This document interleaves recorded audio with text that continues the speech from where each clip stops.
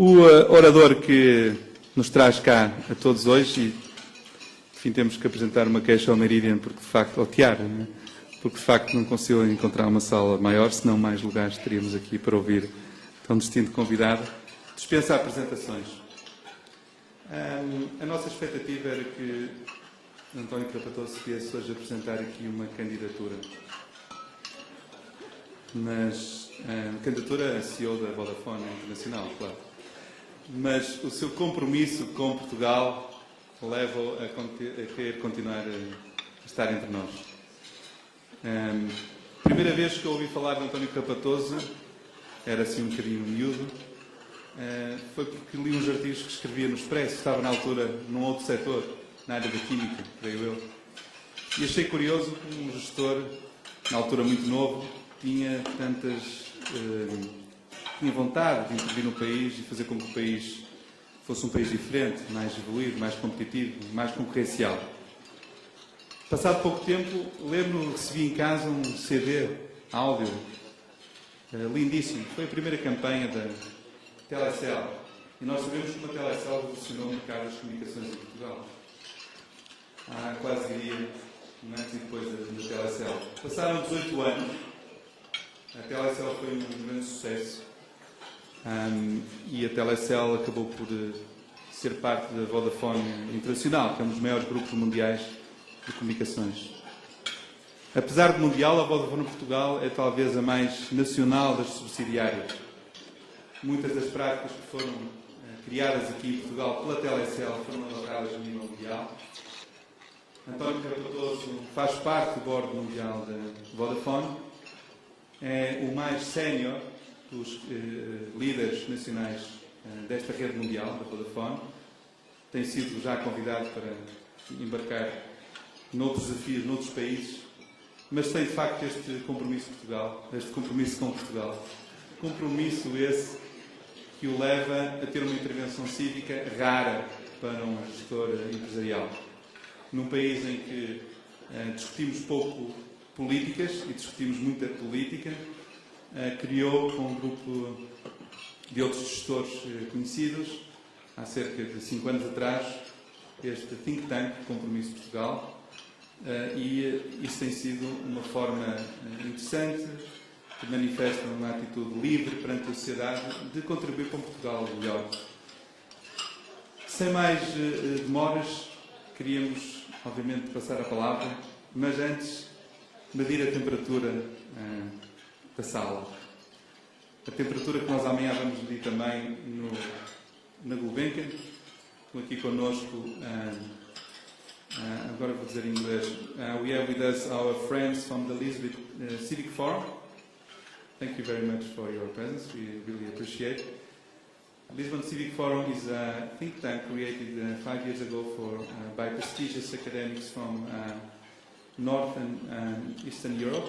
And tomorrow we are going together with this think tank have a meeting at Gulbenkian to discuss how can governments across Europe start thinking more about fixing the future in terms of recovery and not only fixing the mistakes of the past. This is a neo-Schumpeterian think tank, and what we are going to attend tomorrow, it's an intellectual merger between short-term Keynesian policies and long-term Schumpeter. Why Schumpeter is important for our sector? Because Schumpeter said that creative destruction is important, crises are a normal component of capitalism, and every crisis paves the way to technology developments based on new infrastructures.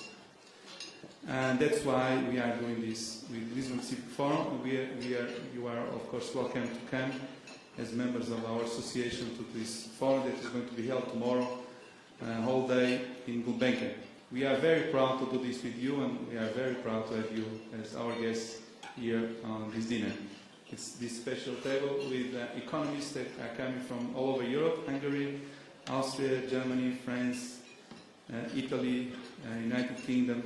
It's going to be very interesting, and we hope to help shape the new wave of recovery policies. The first wave was about fixing the financial sector, which is not over yet. Second, about pushing for short-term demand. Well, we believe that we should craft a new way, which should be about innovation, lead, recover. E é sobre isso que estamos aqui a falar. Mas Portugal e a Europa vivem um período de crise e de algum pessimismo, e nós achamos que fazia sentido medir a temperatura. E de maneira que, antes de dar a palavra ao nosso orador, de forma telegráfica, com a criatividade que lhe é própria, o Francisco Maria Balsemão vai apresentar aqui os resultados desta temperatura para ver se nós, nesta sala, estamos, em relação à situação económica que vivemos, em relação às perspectivas futuras, estamos committed em fazer o nosso papel para que a recuperação económica em Portugal não só venha rápido, mas também venha de forma sustentável, para que isso inicie um novo ciclo de crescimento, assente, entre outras coisas, no nosso setor e nas infraestruturas novas que vamos todos construir. Portanto, Francisco, podias aqui comunicar os resultados da sondagem que foi feita usando tecnologias móveis, no início deste nosso encontro. Muito obrigado. Preciso dizer que fui o único voluntário de força da direção que fez este papel, mas muito rapidamente, como aperitivo para o verdadeiro prato principal, devem ter reparado, muitos dos presentes devem ter respondido a este inquérito, à entrada do jantar. Surpreendentemente, o clima é otimista. Portanto, devo recordar que otimista quer dizer... A pergunta era qual é o seu sentimento face à conjuntura económica atual, e o otimista queria dizer vejo como uma oportunidade para inovar. A segunda pergunta, que era quais as suas expectativas para o início da retoma, enfim, certo adiamento para 2010, 17% dizem mesmo que é para 2011 e terceiro trimestre este ano apenas 7%. Terceira pergunta, isto obviamente tem um bocadinho a ver também com o aumento do desemprego, não é? 47% das pessoas dizem que têm trabalhado mais do que é costume. Eu acho que é aqui a ideia a reter. E finalmente, como prelúdio para o nosso orador, a questão das NGRs, das redes de nova geração, e no fundo a resposta é sem dúvida que arrancará este ano, também é algo que pretendo dizer. Muito obrigado. E posto isto, a palavra ao nosso orador convidado, António Capatoso. Obrigado.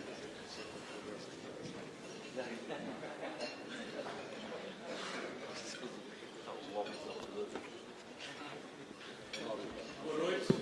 Muito boa noite a todos. Antes de mais, queria agradecer o convite à PDC, à sua direção, ao seu presidente. É com muito gosto que aqui estou.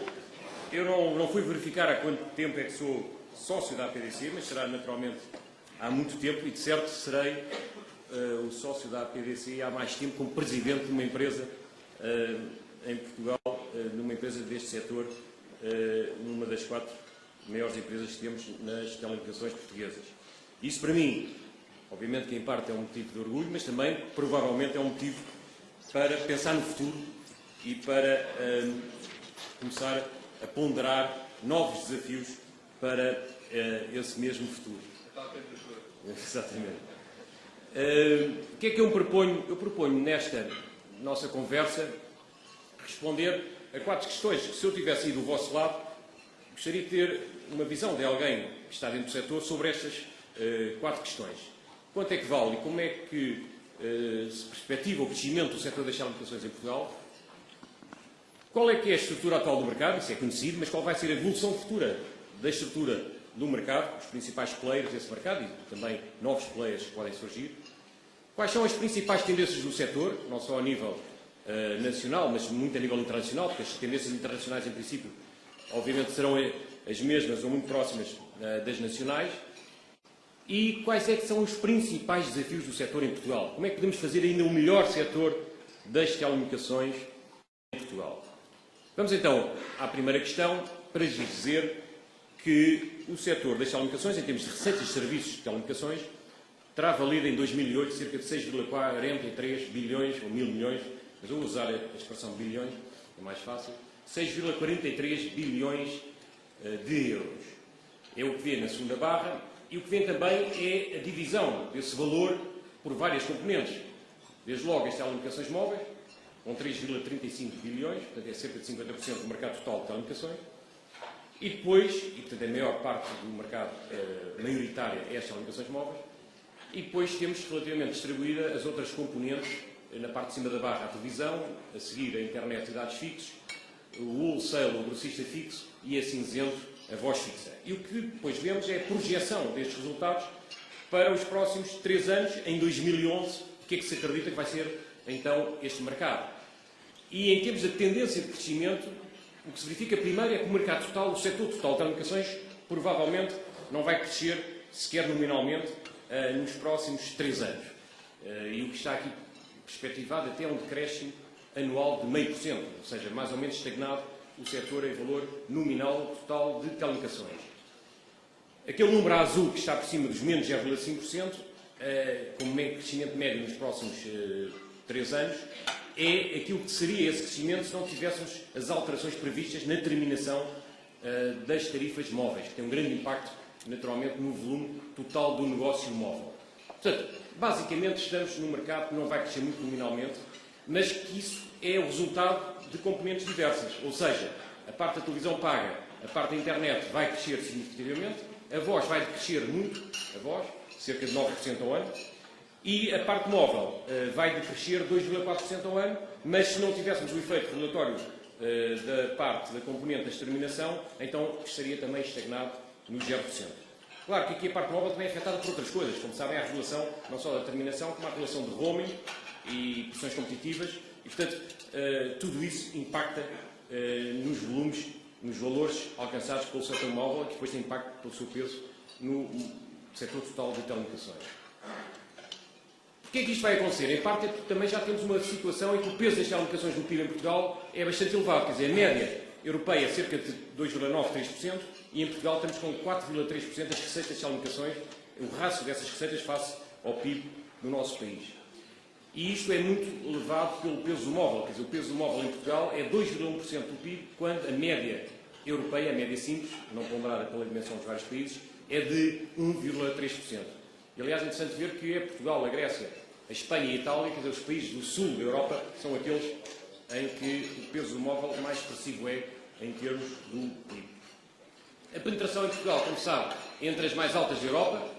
Só a Grécia e a Itália, mais uma vez países do sul da Europa, é que têm uma penetração superior à nossa. E a percentagem de minutos móveis no total de minutos originados, e portanto, o que é que o tráfego móvel consegue substituir o tráfego fixo, já representa, do total de minutos de saída, já representa 66%, que é o valor que vem ali em 2008, 66% dos minutos gerados de voz na rede fixa e móvel, 66% são a partir do telefone móvel. Aqui vemos, dentro do móvel, o que é que está a crescer mais. E o que está a crescer mais no móvel, naturalmente, são os dados móveis. Temos as receitas de dados móveis, aquela seta em cima, e o que vem é que em 2008 as receitas de dados móveis já representam 689 milhões de euros no ano, e que estas receitas cresceram 26% no último ano. Não teriam crescido tanto se não fosse o programa 10 escolas, lançado pelo Governo. Sem esse programa, teriam crescido apenas 16% das receitas entre 2007 e 2008. Mas, portanto, é um peso expressivo que está a aumentar no mercado móvel, no valor do mercado móvel, a componente de dados. E é uma tendência que vai continuar como digo. Em relação à banda larga fixa, estamos numa posição não tão favorável na comparação com outros países. Portanto, o que nós vemos é que estamos com uma penetração da banda larga fixa que é ainda de 16% face à população total, quando a média europeia é da ordem dos 25,1%. E, portanto, durante os últimos 4 anos, Portugal desceu 4 posições neste ranking europeu e está na 14ª posição.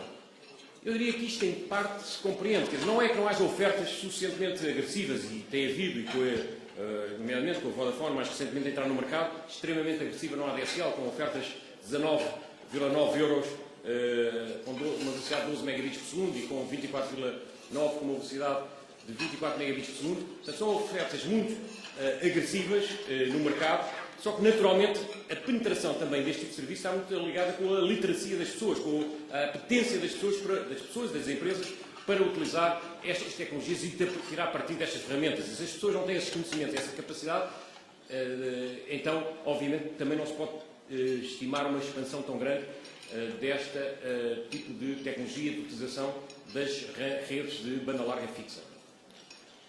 Agora, a penetração da banda larga móvel, aí sim temos dado cartas na Europa. Portanto, nós somos os terceiros em termos de penetração da banda larga móvel, com 8,3%, quando a média da Europa é 4,6%, e aí já os principais países já não são do sul da Europa, é a Áustria, é a Finlândia, é a Suécia, é a Irlanda, é a Dinamarca, e reparem como estamos bem posicionados face a esses países. Portanto, o somatório da banda larga móvel com fixa, então aí já temos uma posição relativamente mais próxima da média, ou seja, 24,6%, quando a média europeia é de 29,1%. No que diz respeito à adoção da rede de fibra, então aí estamos muito no início desse processo. Há países que já estão mais avançados que nós, e se formos para outros países, nomeadamente asiáticos, ainda mais avançados do que nós estamos. Vemos que a Suécia e a Noruega já têm uma penetração de 4,4% e 3,8%, e vemos que Portugal está apenas com 0,3%, e vemos também outra coisa, é que há uma certa correlação entre a penetração maior que se verificam em dados mercados e o facto de, nesses mercados, haver uma grande aposta em redes abertas, o que não é precisamente o que se está a passar em Portugal e que vamos falar sobre este assunto. Portanto, nesta primeira parte, eu procurei dar resposta a quanto é que vale o mercado, quais são as suas principais componentes e quanto é que vai valer no futuro. Em relação à estrutura do mercado, bom, eu aproveitei aqui, não é para conseguirem decifrar tudo o que aqui está escrito, mas eu vou procurar traduzir, uma entrevista que dei ao Diário Económico em 5 de março de 2007, em que durante a entrevista fiz uns gratafunhos, que ao fim e ao cabo era uma tabela a explicar como é que poderia evoluir o mercado em termos dos principais operadores deste mercado. Quer dizer, tínhamos 4 grandes operadores e, portanto, quem é que podia comprar quem e responder às tais perguntas que os jornalistas sempre fazem, mas acha que o mercado há espaço para todos? Quantos é que vão existir no mercado das telecomunicações? E, portanto, vamos ver isso mais à frente. Vamos primeiro ver este slide, esta figura, que o que é que demonstra aqui a posição atual destes principais operadores no mercado português.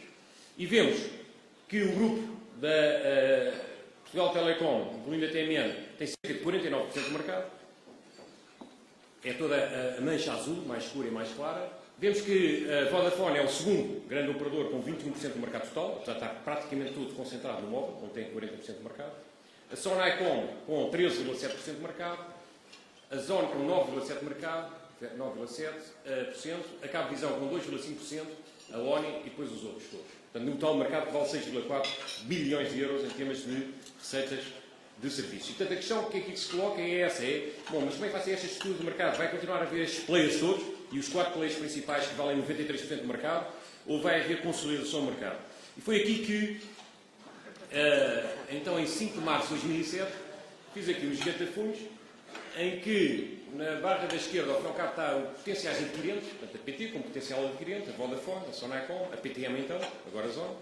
A recordar que isto foi logo a seguir ao fim da OPA da Sonaicom falhada sobre a PTC, que acabou, segundo bem me lembro, em 2 de março de 2007, e foi antes do spin-off da PTM, ou agora a Zone, da PT, que foi em novembro de 2007. Portanto, basicamente, o que eu dizia nessa altura é que, provavelmente, a Vodafone ninguém poderá comprar, porque não está propriamente à venda, está integrada num grupo, tem mandado a aposta, e, portanto, a PT poderia, eventualmente, voltar-se e reverter a OPA e adquirir, isto é especulativo, obviamente, a Sonaicom, não poderia, obviamente, comprar a PTM ou a Zone, que esse era o spin-off, e era, ao fim e ao cabo, aquilo tudo que o mercado e o regulador estava à espera que viesse a acontecer esse spin-off. Portanto, a PT tinha basicamente como possível target uma Sonaicom, claro que tinha problemas de posição dominante, tinha problemas de agregação de 3 para 2 operadores do negócio móvel, mas isso já tinha sido autorizado ao contrário. A Vodafone poderia adquirir a Zone ou a Sonacom, especulativamente, podia também manter-se só. A Sonacom poderia especulativamente adquirir a PTM e a PTM, agora a Zone, poderia especulativamente adquirir a Sonacom. Depois ainda havia ali uma vertente de MVNO. E, portanto, eu agora darei a mesma resposta. O que é que vai acontecer em termos de consolidação deste mercado no futuro? Há um certo racional, obviamente, para haver alguma consolidação. Mas todos os cenários ainda são possíveis. Quer dizer, daqui a 2 anos, foi há 2 anos atrás, se calhar podemos ter 4 operadores grandes, ou 3, ou mesmo, eventualmente, 2. Será, se calhar, o cenário mais agressivo de consolidação enquanto grandes operadores. Portanto, ninguém sabe, neste momento, ainda responder a isso. Como sabem, estes processos de consolidação dependem de muitas coisas. Dependem dos económicos das coisas, dependem do ambiente regulador, dependem da ambição e da motivação das pessoas, dependem dos egos das pessoas, dependem dos problemas que haja ou não entre as pessoas, dependem dos governos também e dos políticos. Portanto, há uma data de variáveis que podem ou não determinar uma evolução deste cenário. Agora, eu acho que há sempre uma tensão e se calhar cada vez mais para acontecer alguma coisa. Vamos a ver se isso vai ou não acontecer. Eu já tenho feito algumas, não digo previsões, mas algumas indicações de certas, vamos dizer, tendências ou fragilidades da estrutura do sistema. Por exemplo, uma altura disse que em Portugal, para os móveis, não disse em Portugal, disse em países de mercados pequenos, em princípio havia espaço para 2 operadores e meio. Eu não disse que era Portugal. Mas, em parte, essa premonição, os senhores dirão até que ponto é que é ou não verdadeira e que se aplicou a Portugal. Haver espaço ou não para 2 operadores e meio. Isto sim, ofensa, obviamente, chamar meio operador a ninguém. São todos operadores de corpo inteiro, todos são respeitáveis, mas em termos da sustentabilidade, da rentabilidade, da dimensão desses operadores em mercados pequenos. Eu não estou a dizer que é isso que acontece em Portugal, temos 2 operadores e meio, mas os meus amigos tirarão as conclusões desse tipo de análise que na altura fiz. Mas, portanto, não quero ser vítima, não vos quero dizer o que é que vai acontecer necessariamente. Quero dizer é que eu próprio, pessoalmente, e enquanto também Presidente da Vodafone, mas das 2 componentes, vou estar muito interessado nessa evolução, nessa possível reorientação deste setor e consolidação desse setor. Agora, também a pergunta que se pode fazer sobre a estrutura é, bom, e vai haver novos operadores? Há espaço ou não para novos operadores? Existe espaço para a comunidade de novos operadores, com dimensão significativa para além dos 4 de dimensão elevada e dos 3, 4 de média e pequena dimensão existentes? À partida, parece não haver muito espaço, mas quer dizer, nunca se sabe. Para já, até pode existir e aparecer operadores de rede passiva, os tais grossistas, que muitos deles estão a começar a surgir associados a algumas câmaras e têm projetos em certas áreas, em certos municípios do nosso país. Portanto, isso também são um novo tipo de operador que podem surgir no mercado.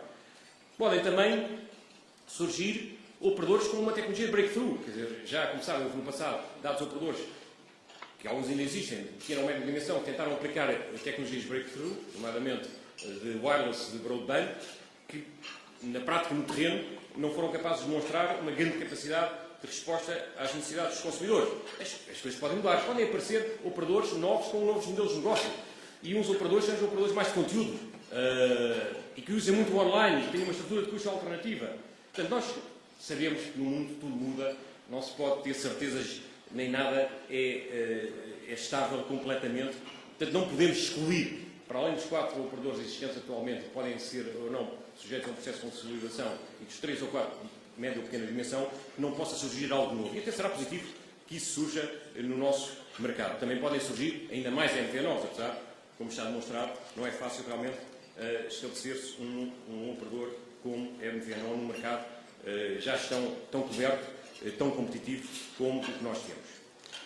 Agora vamos entrar, se calhar, mais no último capítulo, na resposta à última questão, mas vamos entrar mais na carne também desta apresentação. As principais tendências do setor. Quais é que elas são?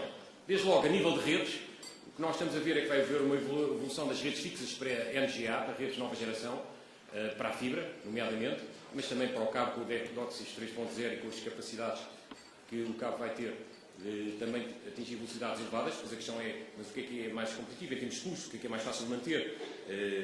Mas depois também tem a ver com os legacies, o que é que está instalado e com a base de clientes que cada operador tem. As redes móveis também naturalmente vão evoluir para o Long Term Evolution, portanto para muito mais velocidades. Mesmo no 3G vai haver mais velocidades e depois vamos saltar para uma 4ª geração e podem surgir novas e outras tecnologias de redes. A nível dos dados móveis, Já vos mostrei que tem sido a área de mais crescimento na área móvel, mas vai continuar a crescer e vai-se ver cada vez mais os equipamentos móveis surgirem novos, os tais smartphones, como sabem, já há várias marcas que foram introduzidas no mercado, e cada vez mais com um acesso mais fácil à internet. Realmente, o acesso à internet vai ser progressivamente adquirido, como foi na voz, como viram há pouco, o peso do acesso à internet através do móvel vai aumentar significativamente no futuro próximo. Em termos de convergências, vai haver, em termos técnicos, a convergência das redes fixas e móveis. As redes já não se distinguem, em grande parte delas, na sua grande extensão, redes fixas e redes móveis. E vai existir convergência de novas ofertas fixo-móvel, em termos de double play, triple play, quadruplay. E aqui a questão que se pode colocar mais estratégica é, pois, será que no futuro um operador móvel consegue ser suficientemente competitivo?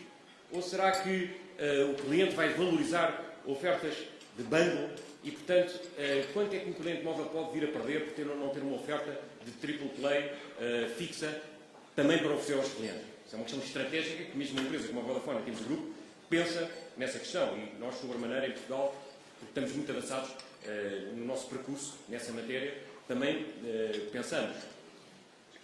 Já falámos na consolidação em relação a Portugal e da estrutura do mercado, mas a nível internacional, vamos ter ou não consolidação entre vários operadores.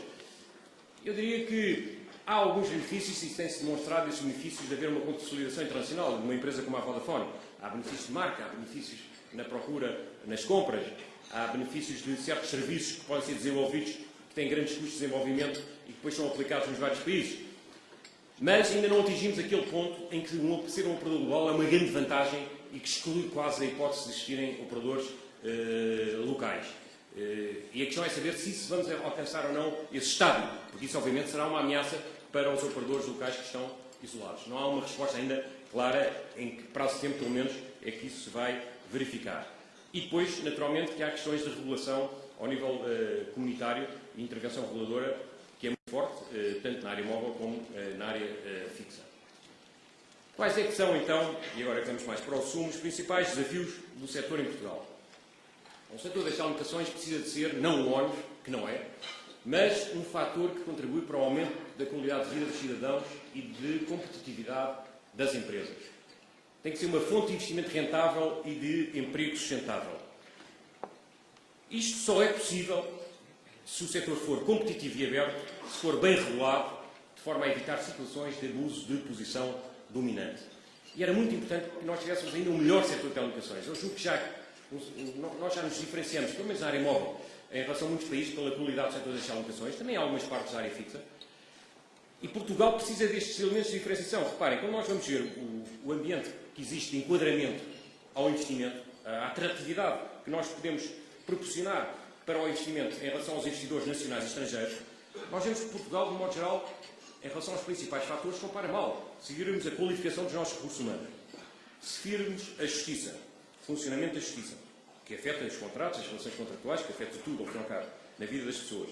Se virmos a falta de funcionamento correto dos mercados, que não são suficientemente bem regulados e que há muitos mercados que não são abertos e que, portanto, há posições muitas vezes dominantes. Se virmos a rigidez da legislação laboral, se virmos a falta de competitividade do sistema fiscal, que cada vez vai ser menos competitivo, porque cada vez há mais despesa pública, para além de ser pouco previsível, tem pouca estabilidade, é pouco consistente este sistema fiscal. Se virmos a burocracia do Estado, quer dizer, então estamos a falar nos 6, 7, 8 fatores em que Portugal se poderia potencialmente diferenciar. E se compararmos em todos eles, em muitos deles temos um ónus brutal, tipo na qualificação dos recursos humanos, e mesmo na justiça.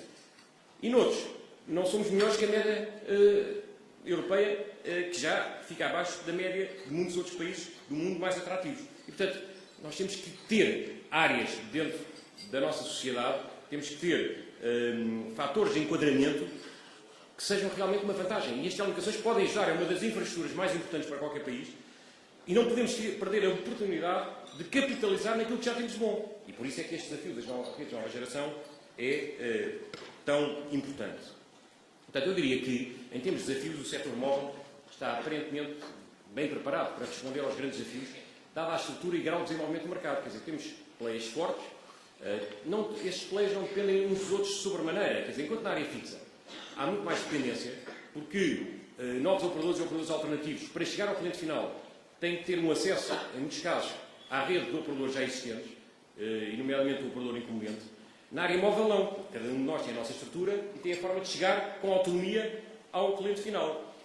E, portanto, isso, o facto de ter havido muita inovação no setor, de haver pessoas muito competentes também neste setor, tudo em conjunto, ajuda a ter confiança em termos dos desafios futuros no que diz respeito ao setor móvel. Temos capacidade de manter a liderança nas comparações internacionais em termos de penetração, inovação, preços e qualidade de serviço. É um setor bem posicionado para a expansão dos dados, já vimos, e acesso à internet móvel, que é o futuro das comunicações móveis, com uma evolução futura para o LTE, e espera-se naturalmente também que o regulador tome as medidas certas para fomentar a evolução positiva do setor de comunicações móveis. O refarming das licenças de 900 MHz, a atribuição às redes móveis do espectro resultante do dividendo digital, o equilíbrio na evolução das taxas de terminação móvel. Bom, e podemos mostrar aqui a dinâmica do mercado. Tem havido dinâmica, quer dizer, infelizmente, se calhar para nós, nenhum dos operadores móveis, isso é que também mostra muita dinâmica do mercado, está contente com a sua cota de mercado. Portanto, há uma guerra e uma luta permanente. Isso também acontece, em grande parte, naturalmente, na área fixa. Mas aqui há mais meios para ter essa guerra e essa luta, porque há tal independência de um operador incumbente que tem uma estrutura de acesso única para os clientes finais. Portanto, o que vocês veem aqui é a evolução da cota de mercado entre os vários operadores, e eu depois faço aqui uma distinção entre a cota de mercado sem considerar as escolas e considerando as escolas. Portanto, sem considerar as escolas, excluindo o programa as escolas, o programa as escolas tem um grande peso. O programa as escolas, este ano 2009, já vai representar 3% das receitas do setor. Nós temos o tal setor que vale 3,4 bilhões de euros e as receitas do programa as escolas vão ser 100 milhões de euros este ano. Até pela forma como os operadores, que é uma forma de receita bruta, contabilizam essas receitas. Para o ano, já vai valer 4% do mercado, este programa é escolas. E, como sabem, a Vodafone não está, vamos dizer, com a mesma presença neste programa do que os outros operadores, porque não assumiu tantos compromissos nessa área da contribuição para a sociedade de informação. E, portanto, é um mercado, de certa forma, que nós estamos excluídos, porque, obviamente, não vale a pena nós investirmos o mesmo montante que os outros já tinham que investir, por compromissos, neste setor. Portanto, vamos ter que olhar cada vez mais para o mercado, o que é que querem dizer as cotas de mercado com as escolas e sem as escolas. Agora, aqui o que queria salientar aqui é que há uma dinâmica grande concorrencial em que cada player tem instrumentos para ser concorrencial mínimos e que tudo isso se traduz numa evolução de um preço por minuto de voz de saída extremamente positiva para o consumidor final. Quer dizer, vemos que aqui que a taxa média anual de descida do preço nominal é de 6% ao longo dos últimos anos. Estamos a falar nominal. Portanto, em termos real, ainda é muito mais. Estamos a dizer que no último ano, entre 2007 e 2008, desceu o preço médio por minuto de 12%. E este ano, entre 2008 e 2009, apesar do aumento das tarifas, como sabem, poucos aumentos nominais foram feitos de tarifas, e este aumento, este ano que os vários operadores fizeram, foi de 2,5%. Apesar disso, também vai cair, não sei quanto, mas provavelmente à volta de 10% ainda, o preço médio por minuto em 2009, relativamente a 2008. Portanto, está de certa forma aqui demonstrada que há uma dinâmica concorrencial, que há uma estrutura do negócio em si, que há uma oferta progressivamente melhor para o consumidor final. No setor físico, fixo, parece que nós estamos também preparados para responder aos desafios e riscos futuros, dada a estrutura competitiva frágil que ainda temos. Portanto, não tem a ver com as competências das pessoas, há muitos competentes, obviamente, profissionais, cada vez se distingue menos os profissionais da área fixa e móvel, como dissemos, há uma grande convergência. Portanto, esta questão da fragilidade tem a ver mais com a estrutura do negócio, com a regulação do negócio, com o legacy que temos do passado. Assim, ainda estamos longe de assegurar uma evolução rápida, sem exclusão, na migração para redes de nova geração.